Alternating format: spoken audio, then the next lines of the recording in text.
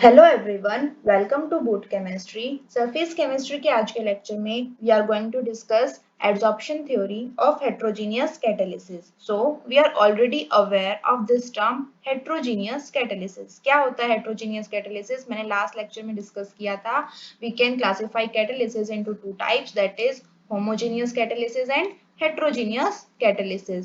जब आप homogeneous catalysis की बात करते हैं तो हम बोलते हैं the state of reactant and catalyst is same. दोनों सॉलिड में हो सकते हैं, लिक्विड में या गैस में। हमेशा क्या होगा, रिएक्टेंट और कैटलिस्ट इनका जो फेज होगा that will B same in case of homogeneous catalysis. But when we discuss about heterogeneous catalysis, then we always say that phase of reactant is different from that of catalyst. तो catalyst और reactant दोनों का phase different होगा। अगर एक solid में है, मान लीजिए अगर आपका कैटलिस्ट सॉलिड स्टेट में प्रेजेंट है तो आपका रिएक्टेंट सॉलिड में ना होकर लिक्विड में हो सकता है या गैसियस रिएक्टेंट हो सकते हैं। तो वो क्या होगा, एग्जांपल आपका हेट्रोजीनियस कैटालिसिस का। तो आज हम हेट्रोजीनियस कैटालिसिस की पूरी थ्योरी पढ़ने वाले हैं, मैकेनिज्म पढ़ेंगे कि एक्चुअल में हेट्रोजीनियस कैटालिसिस कैसे होती है। तो एड्सॉर्प्शन थ्योरी स्टार्ट करते हैं। एड्सॉर्प्शन थ्योरी के अंदर बेसिकली 5 स्टेप का प्रोसेस है। First step is diffusion of reactant molecules. तो यहाँ पर क्या होगा, आपको पता है adsorption is a surface phenomena. तो हम फॉर एग्जांपल कंसीडर करते हैं कि आपका कैटलिस्ट है that is in solid state और आपका जो मॉलिक्यूल्स है रिएक्टेंट के वो लिक्विड स्टेट में कंसीडर करते हैं। ठीक है, तो अब जैसे ही यहाँ पर आपने अपना रिएक्टेंट मॉलिक्यूल्स को ऐड किया, then these reactant molecule will get diffuse towards the catalyst. Then the first step is your diffusion of reactant molecule. Then is the second step, that is adsorption. Adsorption में क्या होगा, surface layer accumulation of this reactant molecule over the surface of this catalyst. तो अभी सारे के सारे reactant molecule है ये कैटलिस्ट के सरफेस के ऊपर इस तरीके से एब्जॉर्ब हो जाएंगे। Then is intermediate complex formation. तो यहाँ पर कुछ इंटरमीडिएट कॉम्प्लेक्स बनने वाला है। ठीक है, मीन्स यहाँ पे रिएक्शन होगी, डिफरेंट टाइप के रिएक्टेंट मॉलिक्यूल, मान लीजिए reactant number A and reactant B, they both of will combine to produce some other product. तो ये क्या बन रहा है, यहाँ पर कुछ इंटरमीडिएट बन रहा है। लास्ट में जब ये इंटरमीडिएट बनने के बाद फाइनली हमारा प्रोडक्ट बन जाता है तो वो प्रोडक्ट क्या हो जाएगा, डीजॉर्ब हो जाएगा। डिसॉल्व होने का मतलब क्या होगा, अब वो यहाँ पर कैटलिस्ट के सरफेस को छोड़ देगा and it will leave out by diffusion of product molecules. So these are the basic steps which are involved in adsorption theory of heterogeneous catalysis. थोड़ा सा इसको डायग्रामेटिकली समझने की कोशिश करते हैं। देखिए यहाँ पर क्या हो रहा है, this is your surface of catalyst. ये सॉलिड स्टेट के अंदर है, तभी तो हम हेट्रोजीनियस कैटालिसिस का एग्जांपल कंसीडर कर रहे हैं इसको। ठीक है, अब यहाँ पर ये मॉलिक्यूल्स आ रहे हैं, मान ग्रीन कलर का आप समझ लीजिए ये एटम ए टाइप है। ठीक है, और ये है आपका रिएक्टेंट बी टाइप। तो रिएक्टेंट ए है वो एड्सॉर्ब हो गया on the surface of catalyst. Likewise reactant B will also get adsorb on the surface of catalyst. अब क्या होगा, ये दोनों टाइप के जो मॉलिक्यूल एड्सॉर्प्शन के बाद एक दूसरे के साथ बॉन्ड फॉर्मेशन स्टार्ट कर रहे हैं। इससे आपको थोड़ा सा रॉन्ग आइडिया लग सकता है कि जो रिएक्टेंट बी है वो ए के ऊपर एड्सॉर्ब हुआ है, ऐसा नहीं है। ये सिर्फ यहाँ पर कैटलिस्ट के ऊपर एड्सॉर्ब हुआ है और लास्ट में क्या हो गया, यहाँ पे प्रोडक्ट फॉर्मेशन हो रहा है। शायद इतना अच्छे से क्लियर नहीं हुआ है तो एक बार इस वाले डायग्राम को देखेंगे तो और भी ज्यादा अच्छे से क्लियर होगा। देखिए यहाँ पर ये जो रिएक्शन है this is hydrogenation of alkene. आप 10th स्टैंडर्ड से पढ़ रहे हैं इस रिएक्शन को। हाइड्रोजनेशन ऑफ एल्कीन के अंदर क्या होता है, यहाँ पर एल्कीन मैं सबसे सिंपलेस्ट एग्जांपल लेती हूँ इथीन मॉलिक्यूल का। क्या फॉर्मूला होता है इथीन का, C2H4। आप जब किसी भी एल्कीन का हाइड्रोजनेशन कराते हैं, मींस एडिशन ऑफ हाइड्रोजन, वो किसके प्रेजेंस में होती है, कुछ कैटलिस्ट होते हैं जैसे कि निकल, प्लैटिनम या पैलेडियम। सो निकल जो है यहाँ पे सॉलिड स्टेट में होता है, this will behave as heterogeneous catalyst as well, right.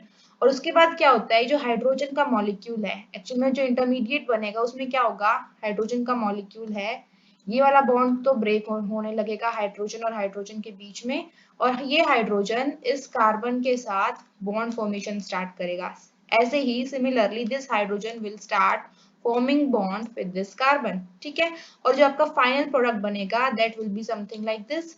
Ethene का मॉलिक्यूल, दो हाइड्रोजन तो इस कार्बन पे पहले ही थे और एक और हाइड्रोजन यहाँ पर ऐड हो गया और ये बन जाएगा इथेन।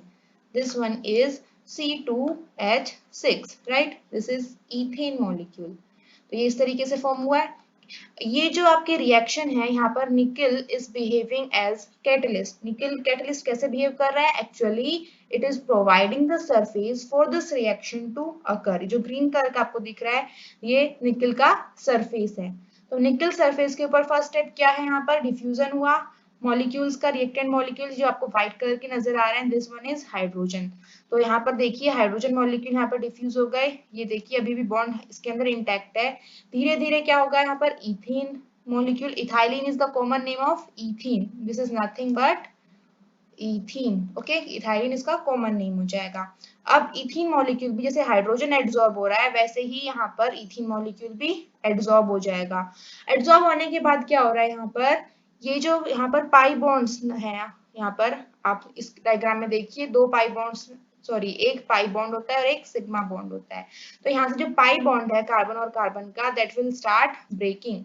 तो यहाँ पर पाई बॉन्ड जो है इथाइलिन का वो वाला टूटना स्टार्ट हो जाएगा। तो ethylene will be adsorbed on the surface breaking the pi bonds. यहाँ पर हो गया यहाँ पर एड्सॉर्प्शन, नॉट एब्सॉर्प्शन। ठीक है, एड्सॉर्प्शन के बाद क्या होगा? यहाँ पर ऑलरेडी हाइड्रोजन एटम प्रेजेंट है, आप देख सकते हैं। अब हाइड्रोजन का ये वाला जो बॉन्ड था H और H के बीच में, ये टूट चुका है। अब ये वाला हाइड्रोजन जो है इस कार्बन के साथ बॉन्ड फॉर्मेशन कर रहा है। You can easily C in this diagram, right. तो यहाँ पर हाइड्रोजन भी एड्सॉर्ब हुआ, इथाइलिन भी एड्सॉर्ब हुआ। किसके ऊपर एड्सॉर्ब हो रहा है? ये निकल सरफेस के ऊपर। इसके बाद हाइड्रोजन और हाइड्रोजन के बीच का जो बॉन्ड था वो ब्रेक हुआ और कार्बन के साथ उसने न्यू बॉन्ड फॉर्मेशन कर ली। अब ये जो नया मॉलिक्यूल बना है इसमें एक ही बॉन्ड ब्रेक हुआ है, यहाँ पर डबल बॉन्ड थे, सिर्फ सिंपली पाई बॉन्ड जो था ये वाला पाई बॉन्ड ये ही टूटा है, अभी भी सिग्मा बॉन्ड इंटैक्ट है। ठीक है, और ये क्या बन गया आपका? इथेन बन गया। और इथेन जो है then it will get desorb, desorption हो जाएगा, इसके सरफेस को छोड़ के चला जाएगा। और अब क्या हो गया? Nickel surface is reavailable for the next reaction. अब ऐसे ही और इथीन के मॉलिक्यूल्स आएंगे, रिएक्ट करेंगे और उसके बाद इथेन बनेगा C2H6 जिसका फॉर्मूला होता है, और वो भी यहाँ सरफेस को छोड़कर चला जाएगा। So this is adsorption theory of heterogeneous catalysis. इस तरीके से एड्सॉर्प्शन होता है पूरा। अब देखते हैं हम कुछ कैरेक्टरिस्टिक्स ऑफ कैटलिस्ट। जो कैटलिस्ट है रिएक्शन का बहुत स्पीड अप कर देता है, मींस उसका टाइम बहुत कम कर देता है। जो रिएक्शन पहले 1 घंटे में हो रही थी, आपने वहां पर जैसे ही कैटलिस्ट डाला वो with in few second start हो जाती है, खत्म भी हो जाती है। तो ऐसे और क्या क्या कैरेक्टरिस्टिक्स है of reaction which are characterized by addition of catalyst. Catalyst करता क्या है? एक्चुअल में पहले हमें ये पता होना चाहिए, जो कैटलिस्ट है that remains unchanged in the reaction. आपने अभी अभी देखा लास्ट में, यहाँ पर स्टार्टिंग के अंदर निकल सरफेस था बिल्कुल इसी तरीके से, और लास्ट में भी आपको निकल सरफेस एज इट इज मिल गया। निकल सरफेस ने कोई रिएक्शन की क्या? यूज अप नहीं हुआ है, बस वो सरफेस प्रोवाइड कर रहा है।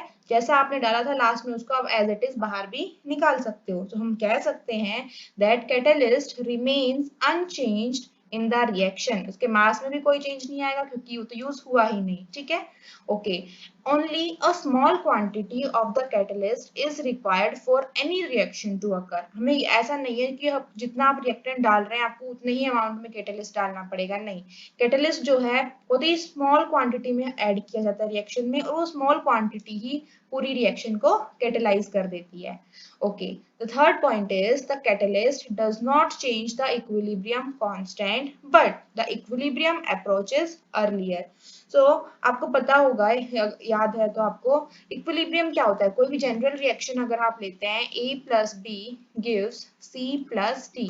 ठीक है, इसके लिए जब हम इक्विलिब्रियम के लिए इसकी इक्विलिब्रियम कांस्टेंट की टर्म लिखते हैं तो हम क्या लिखते हैं? Concentration of product each raised to the power of their stoichiometric coefficient divided by product of concentration of reactant, right? इस तरीके से लिखते हैं। तो यहाँ पर जो इक्विलिब्रियम वो कंडीशन है, the condition at which concentration of product as well as reactant remains constant। कोई भी रिएक्शन आप स्टार्ट करते हैं तो यहाँ पर हम सिर्फ और सिर्फ रिएक्टेंट मॉलिक्यूल्स ऐड करते हैं। थोड़ी देर बाद क्या होगा? प्रोडक्ट बनना स्टार्ट होगा। धीरे धीरे रिएक्टेंट कंज्यूम हो रहा है और प्रोडक्ट की कंसंट्रेशन इंक्रीज होती जाती है। लेकिन एक ऐसा टाइम आता है जिसके बाद ना तो प्रोडक्ट की कंसंट्रेशन बढ़ती है और ना ही रिएक्टेंट की कंसंट्रेशन डिक्रीज होती है, और उसी सिचुएशन को हम क्या बोल देते हैं? उसी सिचुएशन को हम बोल देते हैं इक्विलिब्रियम। तो इक्विलिब्रियम के ऊपर क्या होगा, यहाँ पर हम बोलते हैं concentration of reactant and product becomes constant. इन दोनों की जो कंसंट्रेशन है वो कांस्टेंट हो जाती है। मैंने इक्वल टर्म यूज नहीं किया, क्या टर्म यूज किया यहाँ पर, कांस्टेंट। ओके, तो कैटलिस्ट क्या करता है, ऐसा नहीं है कि कैटलिस्ट सिर्फ फॉरवर्ड रिएक्शन को इंक्रीज करता है, नहीं, कैटलिस्ट जितना जल्दी फॉरवर्ड रिएक्शन को इंक्रीज करेगा उतना ही ज्यादा वो बैकवर्ड को भी इंक्रीज कर देता है। इसकी वजह से इसने क्या किया, इसकी कंसंट्रेशन पर इफेक्ट नहीं पड़ा, बस इसकी स्पीड पर इफेक्ट पड़ा। तो यहाँ पर आप बोल सकते हैं अगर इसने कंसंट्रेशन ऑफ प्रोडक्ट इंक्रीज की है तो उतना ही हम बोलेंगे कि रिएक्टेंट की भी इंक्रीज हो गई है। इस वजह से जो रेशियो है ये रेशियो सेम रहेगा, इसमें कोई चेंज नहीं आएगा। इसीलिए हम बोलेंगे catalyst increases the forward as well as backward reaction, लेकिन it does not alter the equilibrium constant। तो equilibrium constant के ऊपर कोई इफेक्ट नहीं पड़ा। क्यों नहीं पड़ा, क्योंकि जितना उसने प्रोडक्ट की कंसंट्रेशन को इंक्रीज किया, जितना उसने फॉरवर्ड रिएक्शन को इंक्रीज किया कैटालिसिस से, उतना ही उसने बैकवर्ड को भी कर दिया, जिसकी वजह से ओवरऑल जो रेशियो है concentration of product to reactant that remains same. इसीलिए it doesn't affect the equilibrium constant। तो ये लास्ट पॉइंट हो गया। थर्ड पॉइंट है the catalyst does not change the equilibrium constant। बस वो टाइम को कम कर देता है जिसकी वजह से इक्विलिब्रियम है वो जल्दी अप्रोच हो जाता है, जल्दी से बन जाता है। Okay, the next point is catalyst is very specific in nature। बहुत ही ज्यादा स्पेसिफिक है। इसका मतलब क्या हो गया, इसका मतलब ये हो गया कि कोई एक पर्टिकुलर टाइप की रिएक्शन है, वो उसके लिए एक पर्टिकुलर टाइप का आपको कैटलिस्ट चाहिए होगा। ऐसा नहीं है एक ही कैटलिस्ट है आप हर जगह यूज करेंगे तो आपकी रिएक्शन हो जाएगी, ठीक है। अगर आपने रिएक्शन सेम रखी और कैटलिस्ट अगर आप चेंज कर देंगे तो उससे भी क्या होगा, आपका प्रोडक्ट चेंज हो सकता है। It means by the change of catalyst nature of product changes और specific catalyst for a specific reaction. तो आप देख सकते हैं यहाँ पर तीनों ही केस के अंदर कार्बन मोनोऑक्साइड और हाइड्रोजन को लिया गया है यहाँ पर, ठीक है। लेकिन हमने चेंज क्या किया, यहाँ पर सिर्फ कैटलिस्ट को चेंज किया है। जैसे ही आप कैटलिस्ट को चेंज कर रहे हैं the nature of your product is also changing. आप देख सकते हैं reactant is same in all three cases your reactant is carbon monoxide and hydrogen gas। लेकिन जब आप निकल को यूज कर रहे हैं as catalyst you are getting a hydrocarbon methane। but when you change this nickel by copper in presence of this catalyst तो हमें क्या मिल रहा है, यहाँ पर अल्कोहल मिल रहा है, फंक्शनल ग्रुप ही चेंज हो गया, दिस इज मीथेनॉल। और अगर आपने क्या किया, यहाँ पर कॉपर को यूज कर लिया तो यहाँ पर हमें एल्डिहाइड फंक्शनल ग्रुप मिल रहा है, दिस इज योर फॉर्मल्डिहाइड। तो आपने देखा कि जैसे ही आप कैटलिस्ट चेंज कर रहे हैं, बेशक आपने रिएक्टेंट वही रखा हुआ है तो भी आपका प्रोडक्ट चेंज हो रहा है। तो इससे हम क्या कंक्लूड करते हैं, that catalyst are highly specific in nature. तो ऐसा क्यों होता है कि ऐसा क्या चीज है जिसकी वजह से जो कैटालिसिस का जो रिएक्शन होती है या फिर कैटलिस्ट को आप ऐड कर देते हैं उसके बाद रिएक्शन का टाइम इतना कम हो जाता है, रिएक्शन इतनी जल्दी से कैसे हो जाती है। देखिए कोई भी रिएक्शन होती है उसके अंदर क्या होता है, रिएक्टेंट है, वो किस में कन्वर्ट हो जाते हैं, प्रोडक्ट में कन्वर्ट हो गए। तो अब इस रिएक्शन के अंदर आप कैटलिस्ट जैसे ही आप बाहर से ऐड कर दिया, आपने कोई भी कैटलिस्ट सी, तो उसने क्या किया, इसको रिएक्शन टाइम को बहुत डिक्रीज कर दिया। कैसे किया डिक्रीज, अब कोई भी दुनिया में जितनी भी रिएक्शन है उनको होने के लिए किस चीज की रिक्वायरमेंट होती है, that is energy. Without energy तो कोई रिएक्शन होगी नहीं, ठीक है। तो हर रिएक्शन की अपनी एक एनर्जी रिक्वायरमेंट होती है। अब जब यहाँ पर ये सेम रिएक्शन ले रहे हैं, A is going to convert into B in presence of some catalyst, ठीक है। अब यहाँ पर A से यहाँ पर ये रिएक्टेंट, इस पॉइंट पर जो एनर्जी है this is the energy of reactant A, और आपका जो प्रोडक्ट बन रहा है this is your product B, इसकी कुछ एनर्जी है कुछ इस पॉइंट पर, अगर आप प्लॉट करेंगे इसको इस तरीके से लेके जाते हैं तो energy of product is this one, okay. तो आप देख सकते हैं इस ग्राफ से क्या हम पता लगा सकते हैं कि ये एक्सोथर्मिक रिएक्शन है या फिर एंडोथर्मिक रिएक्शन है, बिल्कुल पता लगा सकते हैं। हमें यहाँ पर पता चल रहा है कि B इज योर प्रोडक्ट और प्रोडक्ट की एनर्जी कम है और रिएक्टेंट की एनर्जी ज्यादा है। इसका मतलब क्या हो गया, इसका मतलब ये हुआ कि रिएक्टेंट ने कुछ एनर्जी लूज कर दी तभी तो प्रोडक्ट में कन्वर्ट हुआ है, क्योंकि प्रोडक्ट की एनर्जी क्या हो रही है, कम है। तो रिएक्टेंट ने कुछ ना कुछ एनर्जी लूज की है तब जाकर वो यहाँ पर प्रोडक्ट में कन्वर्ट हुआ है। और लॉस होता है एनर्जी का, जिसके अंदर एनर्जी बाहर निकलती है उस रिएक्शन को हम क्या बोल देते हैं, एक्सोथर्मिक रिएक्शन। तो ये जो ग्राफ है ये एक एक्सोथर्मिक रिएक्शन का है। कैसे पता चला? By comparing the energy of reactant and product. चलिए ये बात तो पता चल गई, लेकिन एक्सोथर्मिक रिएक्शन से आप ये नहीं बोल सकते कि मैम यहाँ पर अगर एनर्जी रिलीज हो रही है तो हमें बाहर से एनर्जी देने की तो जरूरत ही नहीं पड़ेगी क्योंकि रिएक्टेंट ऑलरेडी एनर्जी को रिलीज कर रहा है। नहीं, ये आपने कंपेयर किया है रिएक्टेंट को प्रोडक्ट से, लेकिन रिएक्टेंट को प्रोडक्ट में कन्वर्ट होने के लिए एक एनर्जी हिल को क्रॉस करना पड़ता है। मतलब एक मिनिमम इतनी एनर्जी तो आपको चाहिए। मान लीजिए इस एनर्जी को मैं बोल रही हूँ यहाँ पर P, ठीक है, P अमाउंट ऑफ एनर्जी इसको चाहिए रिएक्टेंट को, तभी जाकर ये प्रोडक्ट में कन्वर्ट होगा। अब रिएक्टेंट के पास तो इतनी एनर्जी है नहीं, इसलिए आपको क्या करना पड़ेगा? बाहर से सप्लाई करनी पड़ेगी एनर्जी। और जो आप extra amount of energy supply करते हैं इसको हम क्या बोलते हैं? Activation energy. तो इस रिएक्शन की एक हम बोलेंगे minimum amount of energy is required to convert this reactant into product which is known as activation energy. अब रिएक्टेंट को आपको इतनी एनर्जी देनी ही पड़ेगी तभी वो किसमें कन्वर्ट होगा?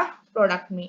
अब आप देखते हैं हमने जैसे ही कैटलिस्ट को ऐड किया, ये है this reaction is without catalyst, ठीक है, यहाँ पर लिखा हुआ है नीचे भी this reaction is without catalyst.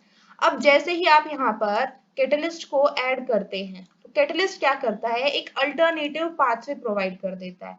तो कैटलिस्ट ने कहा कि इतना ऊपर जाने की जरूरत नहीं है, वहां पर उसने एक दूसरा रास्ता बताया जिसकी एक्टिवेशन एनर्जी काफी कम है, ठीक है। तो ये जो दूसरा रास्ता है इसमें एनर्जी कम लगेगी, तो यहाँ पर रिएक्टेंट फटाफट से प्रोडक्ट में कन्वर्ट हो जाएगा, ठीक है। तो बाकी डेल्टा एच क्या है? This is enthalpy of reaction. क्या होता है enthalpy of reaction? Difference in the energy of reactant and product, उसी को हम बोल देते हैं एंथैल्पी ऑफ रिएक्शन। और एंथैल्पी ऑफ रिएक्शन का फॉर्मूला क्या होता है? Energy of product minus energy of reactant. हमें यहाँ पर पता है इस केस में प्रोडक्ट की एनर्जी, आप देख सकते हैं ये प्रोडक्ट है आपका और प्रोडक्ट की एनर्जी कम है, इसीलिए वी ऑलवेज से दैट यहाँ पर इसकी एनर्जी कम हो गई तो वैल्यू क्या जाएगी? नेगेटिव में, और ये एक्सोथर्मिक रिएक्शन हो गई। आप यहाँ से भी कंपेयर कर सकते हैं। चलिए, तो कैटलिस्ट ने क्या किया? एक अल्टरनेटिव पाथवे प्रोवाइड किया। तो this is the basic of catalysis. हम बोल सकते हैं catalyst lower the activation energy of the reaction, hence providing an alternate pathway, ठीक है। क्योंकि ऐसा क्यों हुआ? क्योंकि जब आपने जैसे कैटलिस्ट को ऐड किया तो एक्टिवेशन एनर्जी कम हो गई। तो activation energy for the path with catalyst क्या है? कम है। This means it is less than the activation energy for the path without catalyst. Okay, thank you so much.